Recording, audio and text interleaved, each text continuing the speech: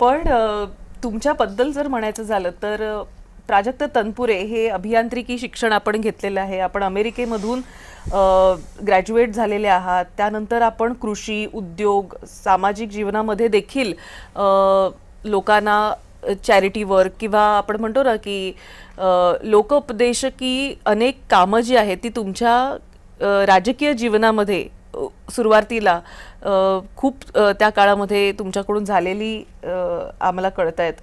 कृषी, उद्योग ह्या क्षेत्रामध्ये आपला अनुभव हा नक्कीच दांडगा आहे.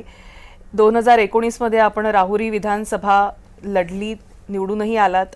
त्यानंतर आपण नगरविकास खातं पाहिलं, ऊर्जा, उच्च तंत्र शिक्षण, आदिवासी विकास, आपत्ती व्यवस्थापन, मदत, पुनर्वसन, महसूल, वैद्यकीय शिक्षण, थांबा अजून आहे, वस्त्रोद्योग इतकी खाती आहेत. इतक्या सगळ्या खात्यांचा भार कसा काय सांभाळलात? म्हणजे एका श्वासातही मला इतकी खाती बोलता येत नाहीयेत. तर मुळात हा अनुभव कसा होता याबद्दल नक्कीच जाणून घ्यायला आवडेल.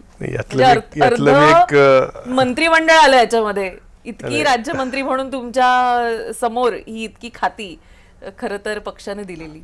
याच्यात मी एक थोडंसं क्लॅरिफिकेशन देऊ शकतो. यातली निम्मी जी खाती होती महसूल पासून जे पुढचे तुम्ही वाचलं ती एक दिवसाकरता माझ्याकडे होती.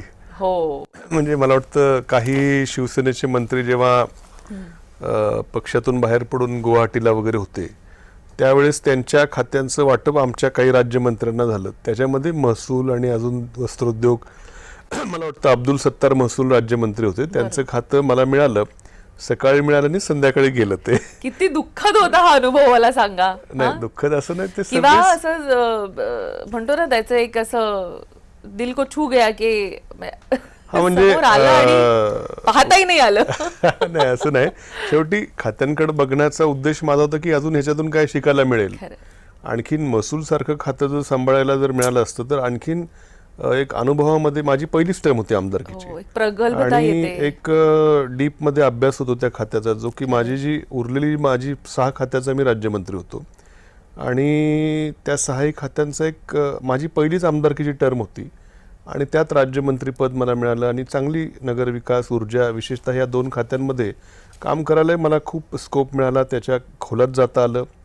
पण ही बाकीची खाती तुम्ही म्हटलं ती एक दिवसाकरता आली. उद्धवजींनी संध्याकाळी राजीनामा दिल्यावर ते आमचं मंत्रिमंडळ त्या ठिकाणी गेलं. पण एक चांगला अनुभव 2.5 वर्षामध्ये राज्यमंत्री म्हणून निश्चितपणे एक समृद्ध अनुभव त्या ठिकाणी आला.